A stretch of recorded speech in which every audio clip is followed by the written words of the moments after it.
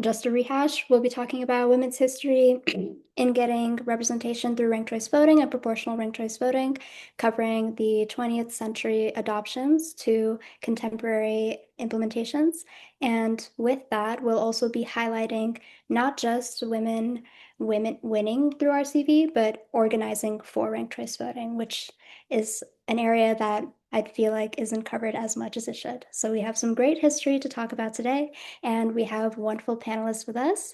First, we have our political director, Nilu Jinks, and there she is. I can spotlight you real quick. Hi. Everyone. Glad to be here. Thanks for coming. And our special guest for this month is Tamaya Denard from Represent Women. She's joining us from Cincinnati, Ohio, where it is 9 p.m. So thank you so much for being here. Thank you for having me. All right. And also, Represent Women is a phenomenal organization, which is the basis of this presentation. A lot of the information I'll be sharing with you is sourced from the research that they produce over there.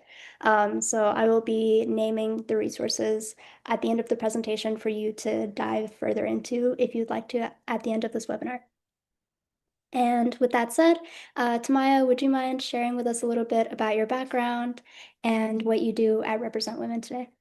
Sure. Thank you so much for having me. So at Represent Women, I have the pleasure of serving as the Programs and Partnerships Manager. And really what that means is that I go out and I build relationships with partners who are mission aligned, value aligned, which for us at Represent Women is how do we increase gender parity? How do we, get more women and gender expansive people into office? But we think of it more from a systems reform perspective, not necessarily candidates training. We kind of we work with organizations that do candidates training, but our philosophy is even if you have the best candidates, if you don't have a system and policies in place that not only help those folks run for office but stay in office, then it's all for naught. So I am located in Cincinnati, but our office is in Washington, D.C. Is where we're headquartered. And Represent Women has actually been around since 2018. And every policy legislation that we advocate for is backed by data, and ranked choice voting is one of those reforms that shows that when it is used, more women and gender expansive people are elected to office. That's right. Thank you so much. And now I can get us started with our presentation for tonight.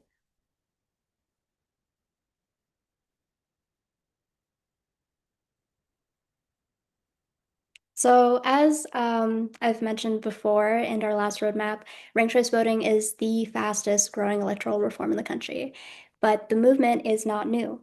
I've talked about its early adoptions in the 20th century as being pivotal in advancements for Black elections, but it was also pivotal for women. And electoral reform groups in the early 20th century pushed for a single transferable vote or proportional ranked choice voting to address the corruption that was rife within American politics at that time. So I want to use this roadmap to highlight the intersection of the early 20th century electoral reform movement with women's suffrage. If we can move on to the next slide, I will showcase the agenda that we'll be covering for tonight. So first we'll cover women's suffrage and RCV, talking about specific case studies in Ohio and New York City. I did talk about those two places in our last roadmap with Black representation, but I promise you I have brand new and very exciting stories to share with you this time around.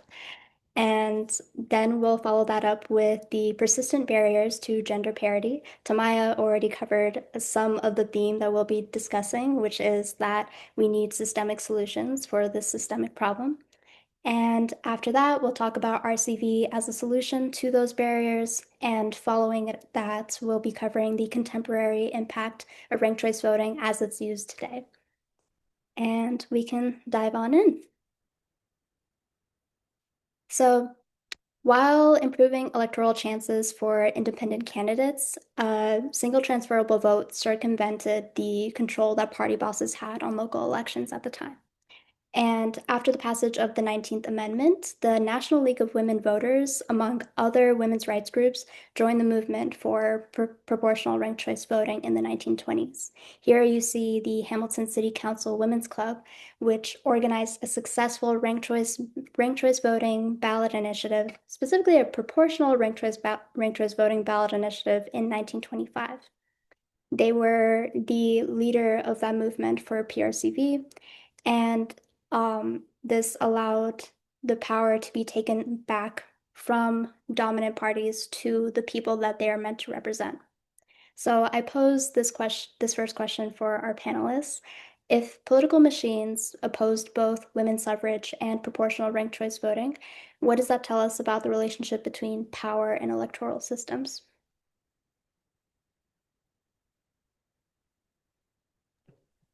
I mean, that's a great question. I'm happy to kind of take a stab at it most. I think, first, I think in any space where democracy is to flourish, it means that power has to be with people.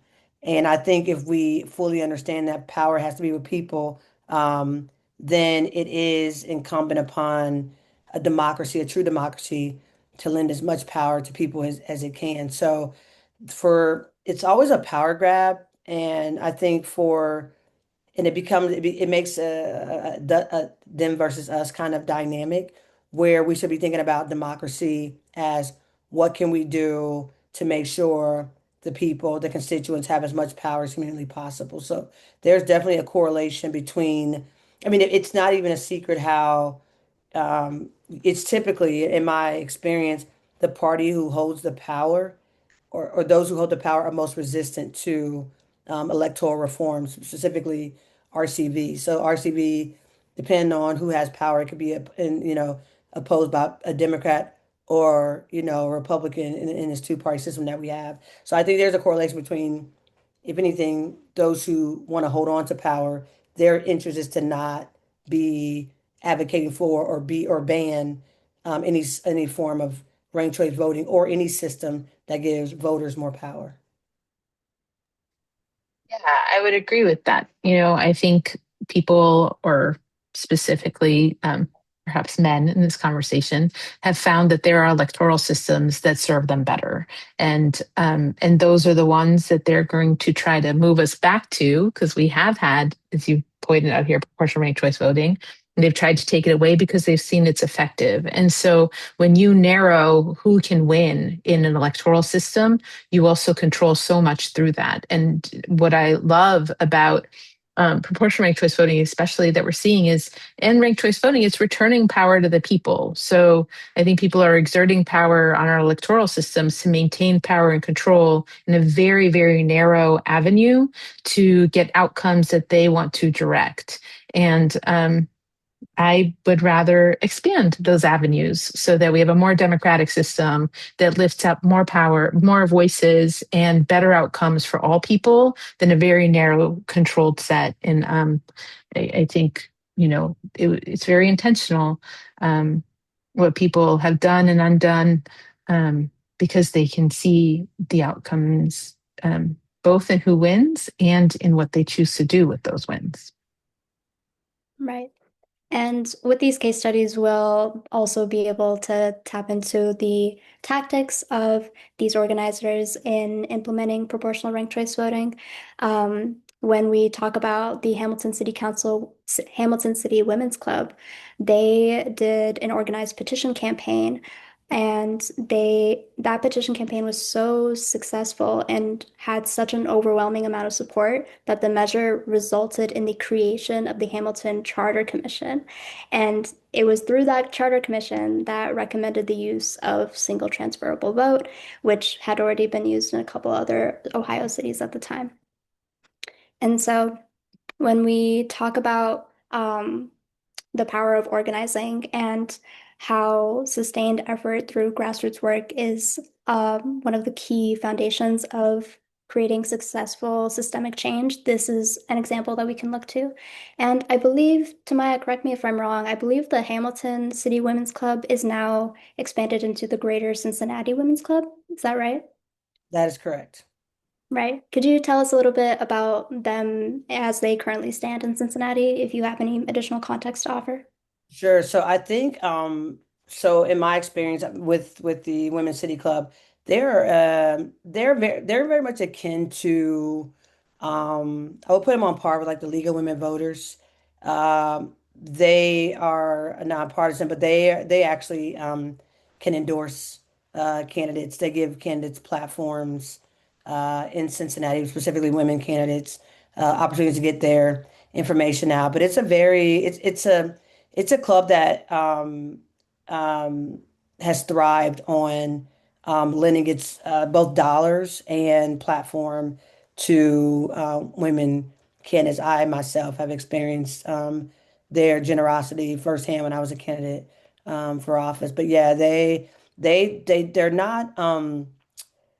They are for pretty much like the League of Women Voters, any sort of like electoral reform or voting systems that are more conducive to women's success, both as candidates, but also just in the electoral process in general. So even just women, how can they get information out? So I would put them really much on par with like a League of Women Voters, but specifically just to Cincinnati and rooted in, you know electoral reform. They were born out of electoral reform and they stay true to that. Thank you for that additional context. And to mention a couple other um, tactics or perhaps strategies of their structure that supported their work.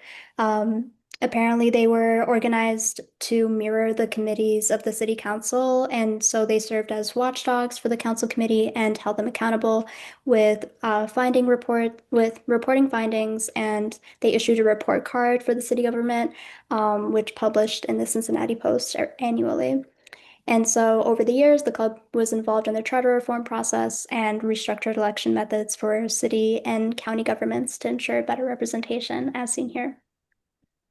And Hamilton would go on to host its first citywide election using proportional ranked choice voting in 1927.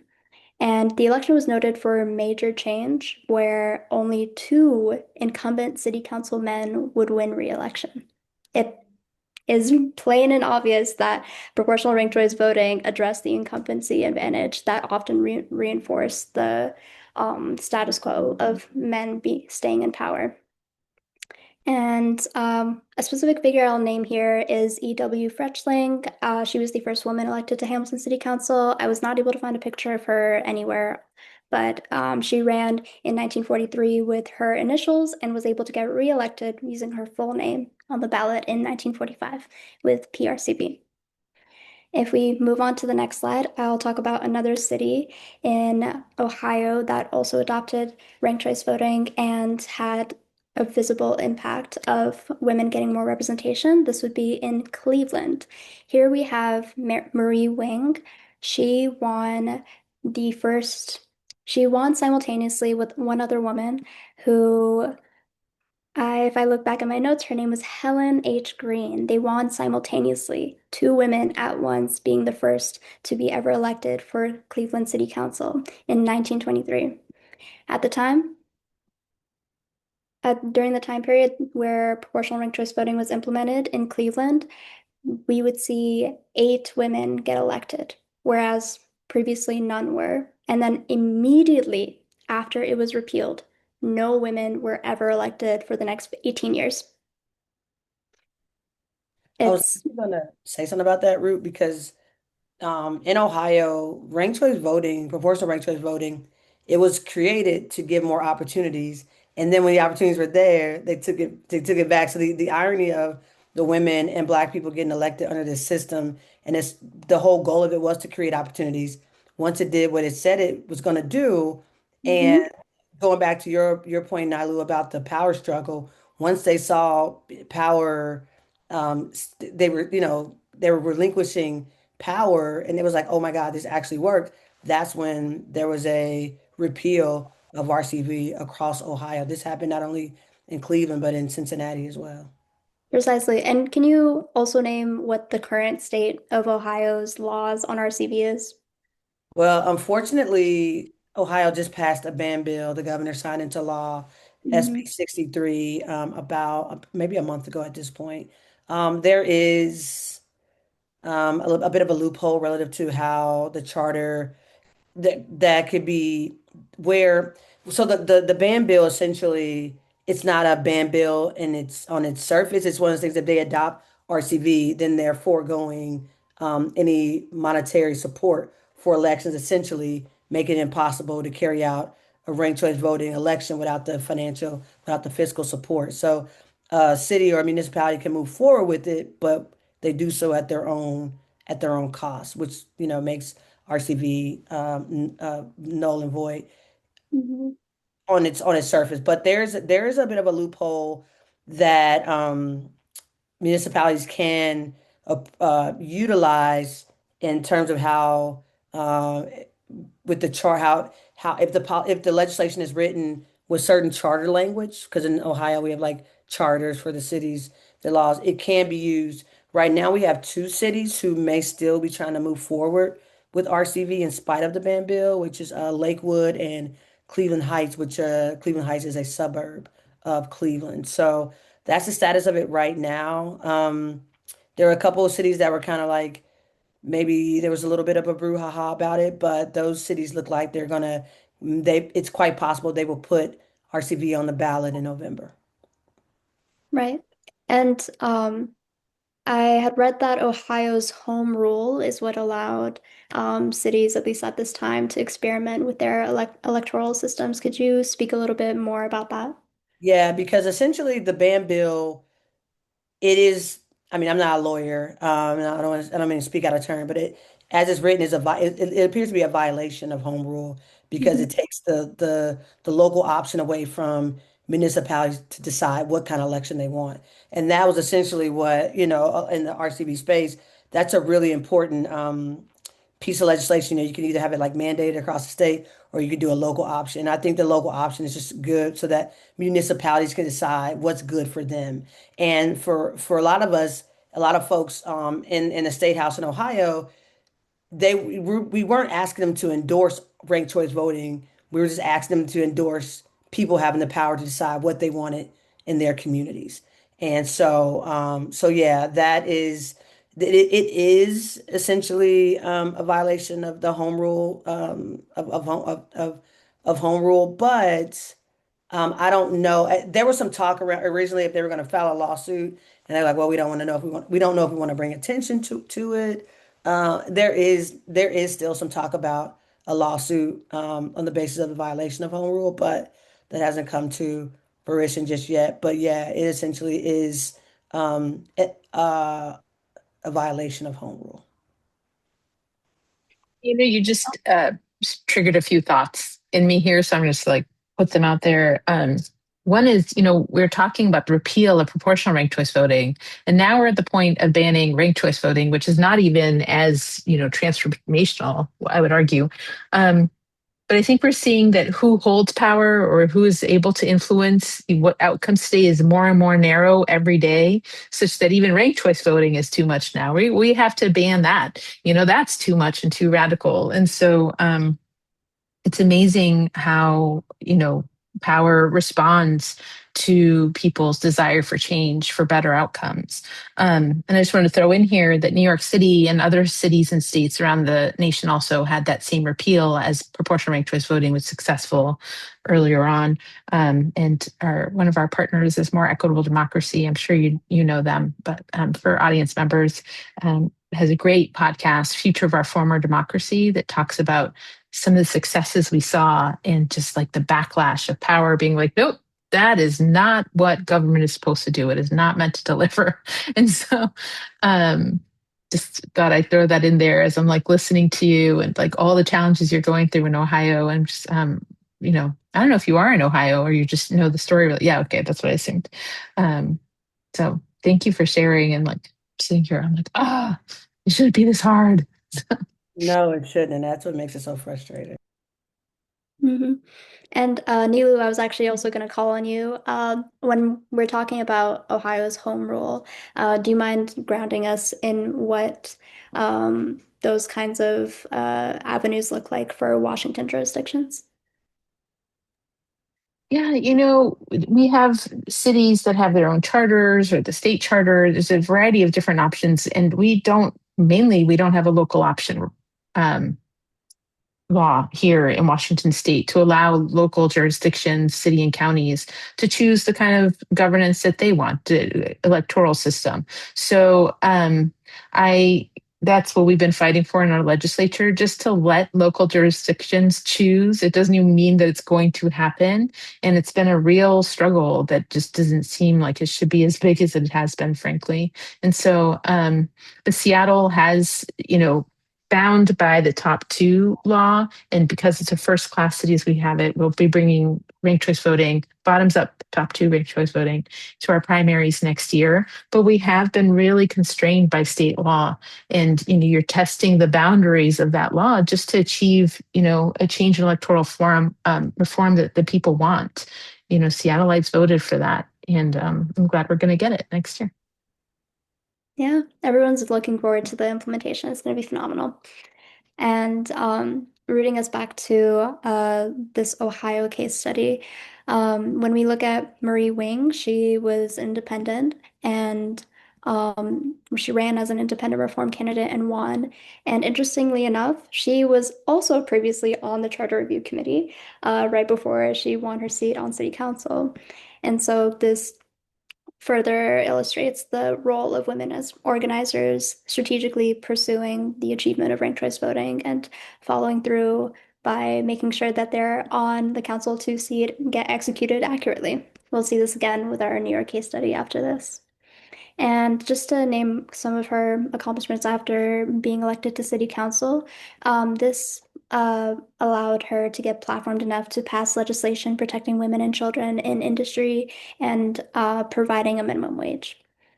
And closing up on the Ohio story, even in cities that implemented RCV or PRCV and did not see a substantial uptick in women's elected representations, women's orgs were still were often the last standing supporters of PRCV in the state. And despite women there having had a time lag in between implementation and the resulting descriptive representation, for example, in Toledo, uh, Toledo's proponents of single transferable vote were led largely by the League of Women Voters, and they remained the sole organization continuing to support SDV after its repeal in 1949. And if we move on to the next slide, we'll dive into our New York case study. So in New York City, the Board of Aldermen, which is the precursor to the New York City Council, was dominated by the Democratic supermajority. I've talked about this last month. It was Tammany Hall that had the political stronghold over the City Council. And I think Nilu and Tamaya had also touched on the New York case as well, so I won't go into too much detail there. But a figure that we'll focus on is Genevieve Beavers Earle. She was a leader in the city's suffragist movement, and she helped found the Women's City Club in 1960 in New York City. She was also president of the Brooklyn chapter of the League of Women Voters and served as the first woman on the New York City Charter Review Commission, again, that implemented the adoption of PRCV. And she would be the only woman to serve as city council member for some time. She won her election against a total of 99 candidates for 9 open seats. Now, I have a question to pose to Nilu and Tamaya. Considering that she won an election of 98 other candidates for only 9 open seats, what does this say about what PRCV does to the idea of a viable candidate?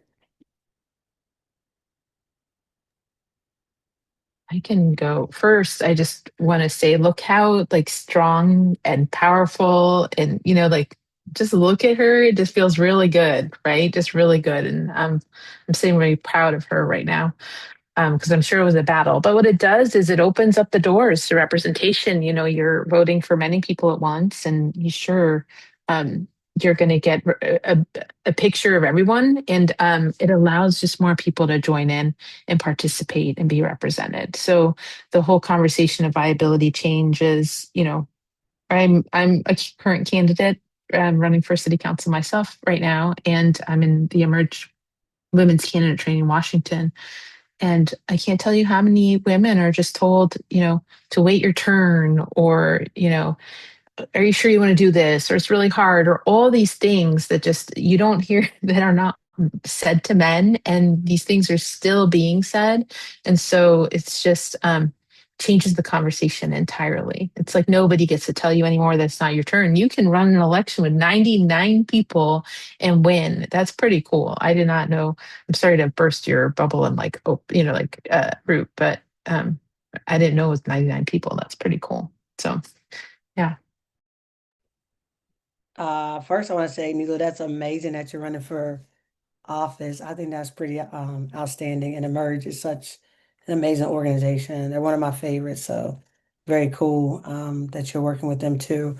I think for a lot of times, and it happens to this day where there'll be a woman running for office and they'll be our favorite candidate, right? And we'll be like, we really want them to win, but we don't vote for them because we don't think they can win.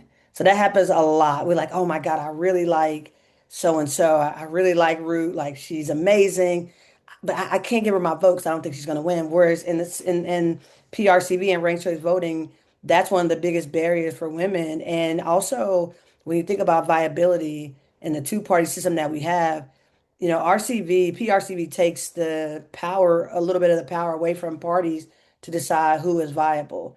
Because oftentimes, depending on the structure of the city, how powerful the primaries are. Sometimes in many cities, the primaries are the election. Once you get through the primary, whoever gets through that wins. And what we were saying earlier, it gives power back to people to decide and less away from the political party to pick the winner. And that happens so much with women.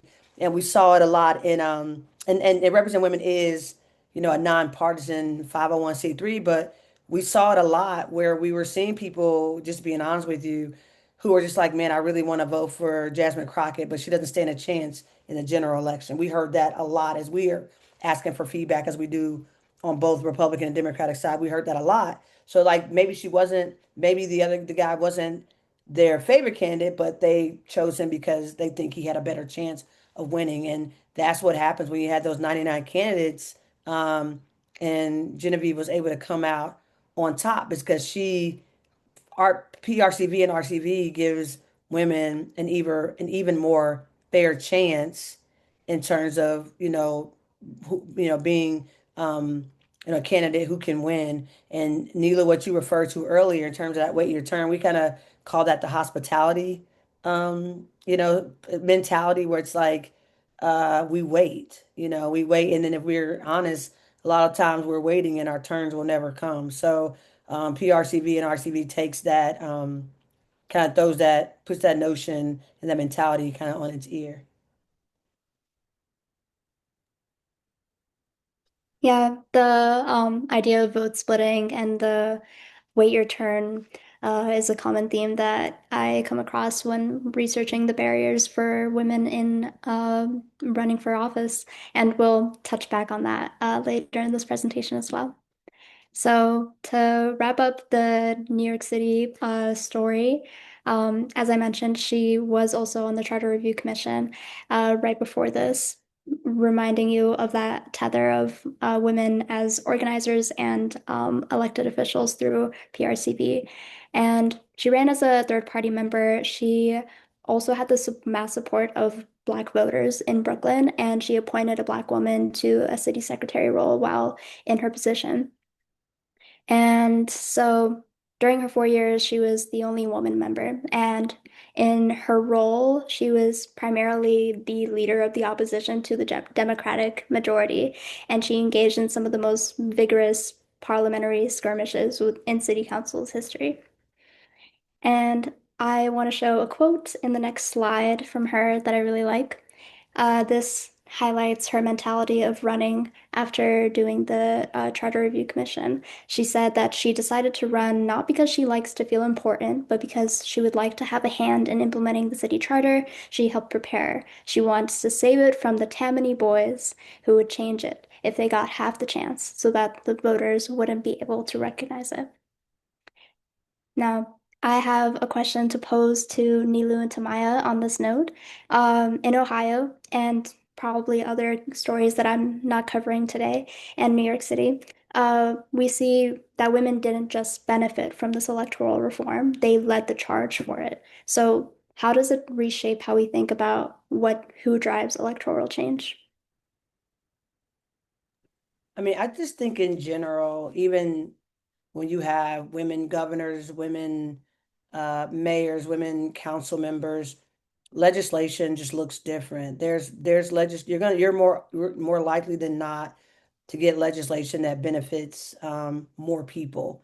And even thinking about what women and gender expansive people do that lead them even into office. I think I shared this with you, Ruth, when you and I were talking. One of my favorite things to do, asking women candidates, I like to ask them, what did you do before running for office? And more likely than not, they were already in some sort of service or service occupation, or an occupation where they were serving the general public, and they ran for office because they either saw the power of policy or they saw how they can do their jobs better to serve people. And I think it's not coincidental that women are leading the charge for the reform. Even to this day, a lot of the loudest voices for democracy belong to those of women leaders. So that hasn't changed at all. If you look at, Congress, United States Congress right now, you look in the state legislatures right now, you look on city councils right now, the loudest voices preserving democracy or trying their best to hold on to the little piece of democracy we have are uh, are women. And I really appreciate the leadership, but also it's not just the leadership of the movement. Is Neela, you also said this earlier, it's like what happens with the power. And that's the biggest difference. Yeah, I agree with all of that. And, throughout history, we've seen the impact of women um, in Argentina with the desaparecidos, the mothers marching in the square, where are my children, is what brought change. And, I'm Iranian American, and the Women Life Freedom 3 years ago, women fighting for rights for everyone. You're not just fighting for yourself. And that continues in Iran today. And again, I agree in the United States. And, I say this all the time. Everybody knows I came to ranked choice voting through climate change, is where I learned about it. But the interesting thing is, the reason it's good for climate is because women win more with ranked choice voting and tend to affect better policy. So overall, um, what we see is women are systems thinkers. They're cultural though. Like, how do I take care of community? Even when you're doing microloans, they find if you give to a woman, the whole community benefits.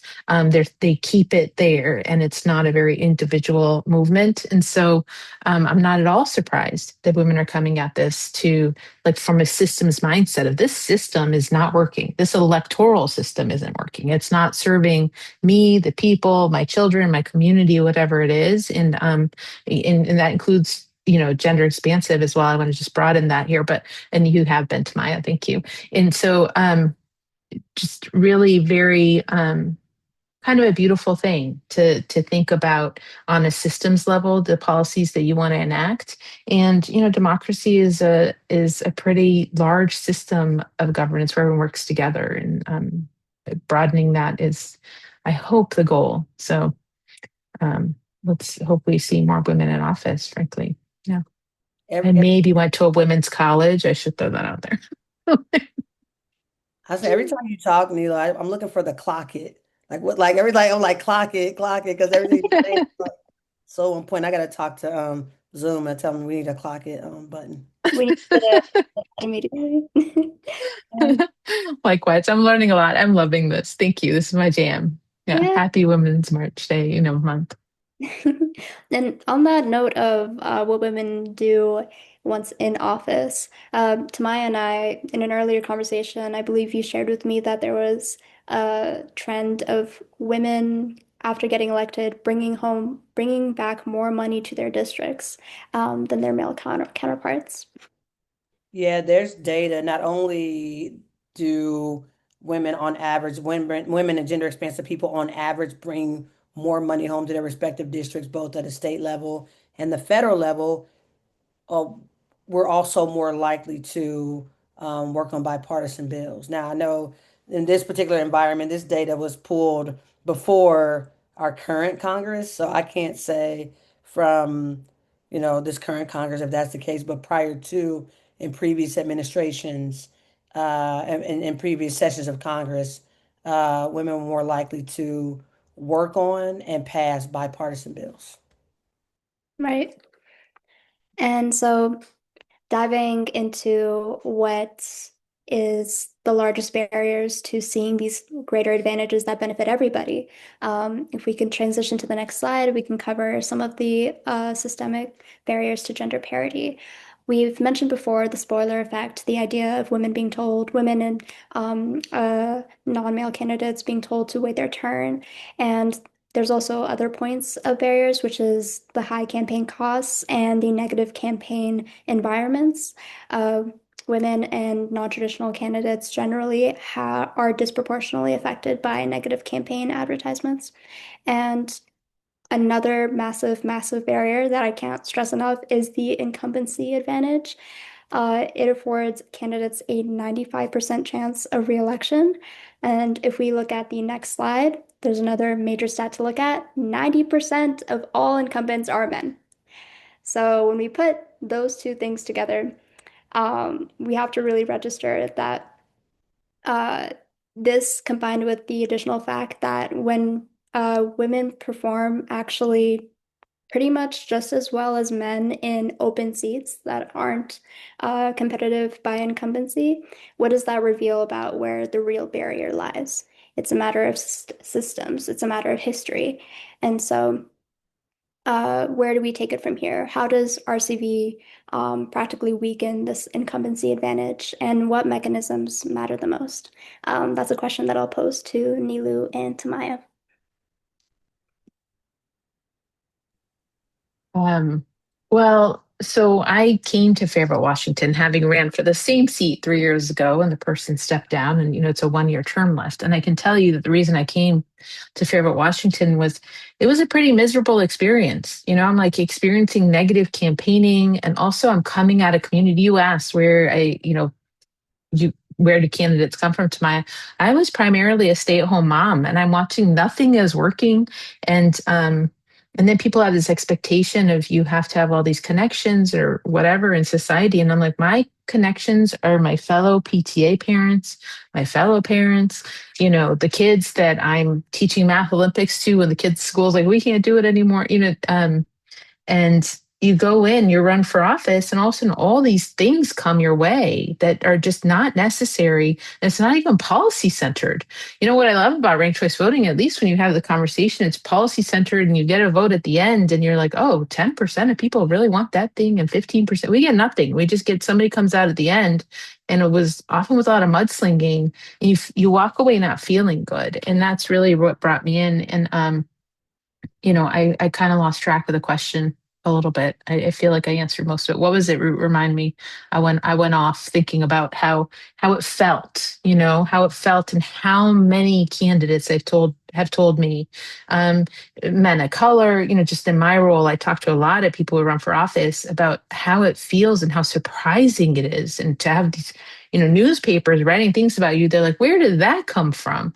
And I think incumbency, like changing who believes they can win so they actually get in and bring different ideas to the table that actually resonate with community, is an incredible thing. And I think we all benefit from that. And so, you know, I really think structurally changing that is better for all of us, including the men. I'm not here to take out men.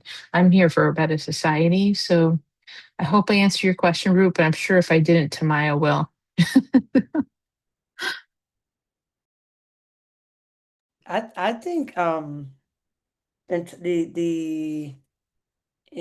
you think about the incumbency advantage, I think it makes it the seat when in RCV race, the seat feels like it doesn't belong to that candidate.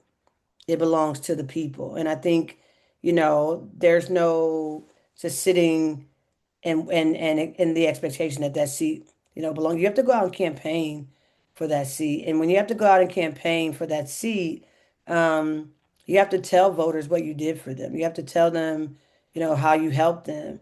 And if you don't have anything, it gives voters more of an opportunity to maybe they liked you and maybe they voted for you last time, but this time they found a better candidate and that candidate might be a woman. So it not only in terms of the incumbency, I think it relinquishes a bit of the sense of entitlement that a lot of incumbents slash men feel, in the seats that they have. I think that's really, really important. We were having a conversation a couple weeks ago in DC, and one of the concerns with one of the Congress people's staff was like, they said, they don't like RCV because it breaks up the establishment. That's exactly it, and that's what it should do. One thing I'll throw in there is also just we've been trained to accept it. But don't you want this person that's 75, 80 years old who's gained all this experience and has a very powerful position in Congress to hold it? And I'm like, well, the other side of that is you haven't opened any pathway for young people. And we're almost trained to accept the system and not be able to envision a difference where you can share power, you can lead in very different ways that doesn't rely people like on people staying in a seat for 40, 50, 60 years. And not letting anybody break through. And if they try to break through, tell them to wait their turn, and also create an electoral system that makes them have to stay and take their turn, with the incumbency advantage. We have a question that's related to the incumbency advantage, so I will hold that till the very end to be respectful of the time that we have, and I will address that question soon. But if we can move on to RCV as a solution to these barriers that we had been discussing, you can see the New York City Council as a major example that I love talking about, as I did mention this last month as well, because it's relevant here too. For the first time in New York City history, it's majority all women. And in St. Paul, Minnesota, an all women's city council was elected for the first time ever. And you can see in the diagram sourced by Represent Women, above city council, you can see just how drastic the change was immediately after implementing ranked choice voting. And so when entire governing bodies shift towards majority women representation, what changes do we see? We've talked about how there's more money being flown in through to their local districts compared to their male counterparts, more focus on community oriented issues, and generally, when they hold city council positions or other elected positions, they have impact on both women's issues, such as maternal health, menstrual equity, childcare access, reproductive rights, but also gender neutral issues, such as salary transparency, language access, and cost of living adjustments for New Yorkers in particular. And so having women in leadership positions is as well as being a built-in majority, were instrumental in creating these impacts. And if we could transition to the next slide. This is just an example of the other data points that showcase that nationwide, women win representation with ranked choice voting and proportional ranked choice voting as well. Um, and I would say the general statistics, correct me if I'm wrong, Tamaya, in non-RCV elections, women win the mayoral seats probably at a rate of 20%, less than a third of the time. But it's a much higher rate in it's right here. No, it's not. Okay. But it's a much higher rate with RCV elections, and you see that across various positions. And so with that, I will wrap us up so we have time for a Q&A. And in this last slide, you'll see some resources for you to do further research if you're interested. And there's a quote by Cynthia Ritchie Terrell, who's the founder and executive director of Represent Women. A democracy worthy of its people does not rely on extraordinary perseverance to produce representation. It builds systems that make equitable inclusion routine. I love that quote. I thought that was the perfect way to wrap this up. But yeah, so with that, I'm gonna start our little Q&A session for the last 10 minutes of our webinar. And the first question that I was shown is from Lynn. Lynn asks, considering that RCV helps dislodge incumbents, is that true for the people elected by RCV? If so, are they replaced by white men? Does the tendency to elect women and POC persist over time? That's a great question. From the games that we've seen early on, like I'll just take even to New York, the gains have been sustainable. New York experienced the majority. They just had another election last year, and their majority has maintained itself. It'll be interesting to see over time because a lot of these are newer reforms, but over I think the two or three, and even, well, I would take it even further, like Cambridge, Massachusetts, which is the city with the longest running city with RCV. They have maintained their percentage of women candidates. I mean, there's been some fluctuation, but overall, they've remained in the 40% range. So, from what we've seen where RCV is used, although I don't know, I have to check with our research department to see what the exact data is, but there has been a maintenance of that the gains that women have made in those city councils. But like I said, New York is this is their second or third RCV cycle. It's been maintained. Trying to think what cities besides Cambridge and Portland is still new, but Portland has seen gains. I'll be interested in seeing what happens after the next election cycle.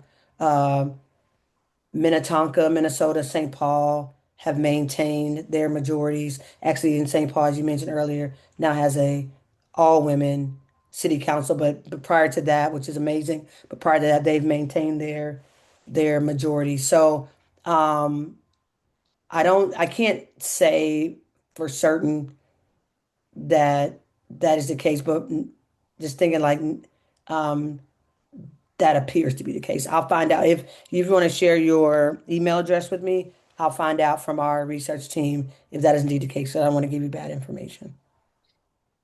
One thing I'll add on here too is it doesn't have a hugely dramatic impact on changing incumbency rates when you look at it. It really it lowers the impact, but a lot of incumbency is related to name recognition. Just think of voters are not always um, super informed, but it does change who is willing to run, believes they can run, and all that. And so I would imagine you wouldn't lose those gains. What it does also bring, though, is more accountability. You have to sustain over 50% support and accountability and be responsive to your community on a sustained level and represent them and include them as a coalition in your work. So I would imagine it wouldn't also just revert. Um, it would maintain, the things that brought you forward and would require those same elected officials to stay accountable to the people. And as long as they do that, I think they're fine. But name recognition would still it will always be a thing. And there's not it's not necessarily terrible, but that's a big factor in incumbency that should be named too. And if we don't have an additional question in the chat, I have one more question to wrap us up. How does reframing women as women and gender expansive candidates as system changers rather than just system entrants shift the way that we talk about representation? I mean, I think that we bring our own, lived experience to this work. I think for me, a lot of times the things that women think that keep them from running for office are the very things that make them perfect, in running for office. So we're able to recognize and see there's a little more empathy, there's more understanding, and there's more like what I try to tell people is that when I'm talking to different groups, RCV is what RCV looks like in my city may be different than what it looks like in your city. and women's ability to lead and have these discussions are not, we're less likely to plant our flag in terms of um, making RCV more um, appropriate for that particular city. You know what I mean? Like it, just in the style of leadership is different. And I don't want to like feminize or, but there's a way women lead that is quite different than, than their male counterparts. And I, as someone who works for a women-led organization, our approach to RCV, I think, is different than a lot of other folks' approach. We're more interested in listening and what people think that RCV should look like in their particular communities, as opposed to telling them what RCV should be in their communities.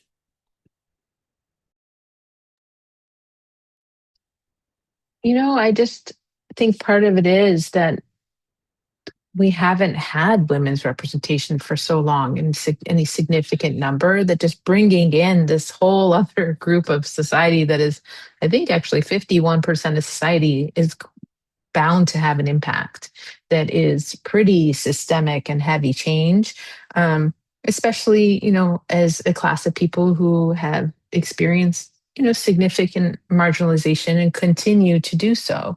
And so that understanding alone will make you approach things differently or understand, you know, when someone is expressing a problem to you in a different way. I mean, not always, people are people, right? But I think in that sense, just the approach that we have and the roles that we've been had throughout history and been forced into, and our understanding of what's come from our, ancestors is just a different inheritance that has come our way.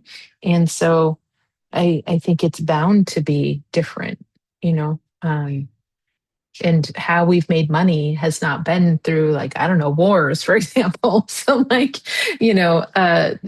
I'm excited to see more women enter um, in governance and partner with people to just develop a different future, and hopefully one that is more sustainable and cares for more people, and makes room for all of us, men too. I have a son and a daughter. I'm not trying to get rid of anyone, but I do want a society that includes all of us and is just, celebrates all of our beings.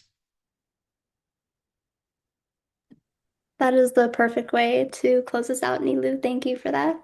Um, And that's a wrap for the Roadmap to RCV March 2026 edition, talking about women's history and reaching gender parity with RCV. Thank you so much, everyone, for joining us tonight. Thank you, Tamaya, for being willing to join us at probably almost 10 p.m. your time now. Thank you so, so much. And thank you, Nilu, for participating as a panelist as well. And thank you, Elisa Nicole, for handling tech. Um, and yeah. Y'all can have a wonderful rest of your night. Thank you.